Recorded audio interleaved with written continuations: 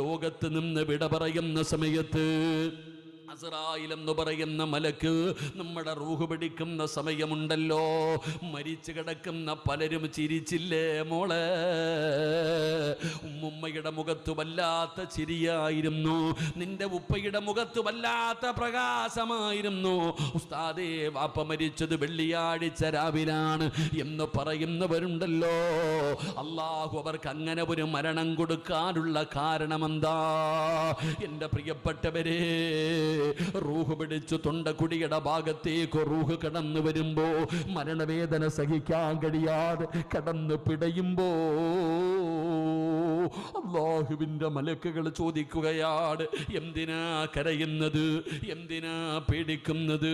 എന്തിനാ വിഷമിക്കുന്നത്? നിങ്ങൾ ചെയ്തതിൻ്റെ പ്രതിഫലം കാണണോ? വഅബ്ശിറൂ,